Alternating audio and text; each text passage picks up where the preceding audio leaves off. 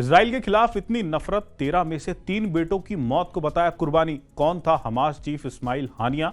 इस्माइल हानिया पिछले 2 दशकों से हमास के सबसे सीनियर नेताओं में से एक था।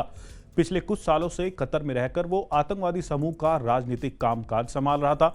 हानिया कतर में शरणार्थी के तौर पर रह रहा था। मंगलवार को हानिया ईरान रेजिस्टेंस के बड़े नेताओं और दूसरे वरिष्ठ सदस्यों के साथ ईरान में था। वो नए राष्ट्रपति के शपथ ग्रहण समारोह में भाग लेने के लिए ईरान में आया था। हमास के राजनीतिक नेता के रूप में वो गुट की अहम बातचीत और कूटनीति के केंद्र में सबसे अहम व्यक्ति था। इजराइल के साथ रुकी हुई संघर्ष विराम समझौते की बातचीत में भी हानिया शामिल था। ईरान के सरकारी टीवी चैनल की खबर के अनुसार तेहरान में हमास नेता इस्माइल हानिया की हत्या कर दी गई है।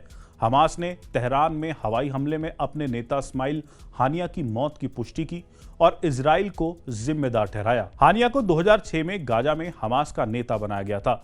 उस साल उसने कुछ समय के लिए फिलिस्तीन एकता सरकार के प्रधानमंत्री का पद भी संभाला था।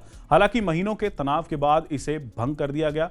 तब फिलिस्तीनी गुटों के बीच सशस्त्र संघर्ष भी हुआ था। 2017 में उसे हमास के राजनीतिक ब्यूरो का नेता नियुक्त किया गया।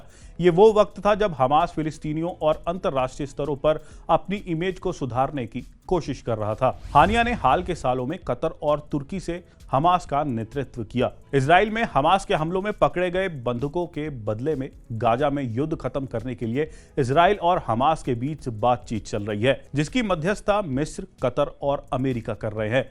इस बातचीत में हमास के वार्ताकारों में से एक हानिया भी था। हानिया का जन्म 1962 में गाजा शहर के उत्तर में शाती शरणार्थी कैंप में फिलिस्तीनी परिवार में हुआ था, जो 1948 में अपने घर से विस्थापित हो गए थे, जो अब इजराइल में है, अश्कलोन में। उसने फिलिस्तीनियों के लिए मेन संयुक्त राष्ट्रीय एजेंसी UNRWA के स्कूलों में पढ़ाई की और गाजा के इस्लामिक यूनिवर्सिटी में अरबी साहित्य की पढ़ाई भी की। गाजा में सत्ता तक पहुंचने में उसे उसके गुरु, आध्यात्मिक नेता और हमास के संस्थापक शेख यासीन की मदद मिली। हानिया कभी शेख यासीन का निजी सचिव भी रहा है। ऐसी खबरें पाते रहने के लिए हमारे चैनल मनी कंट्रोल को सब्सक्राइब करें।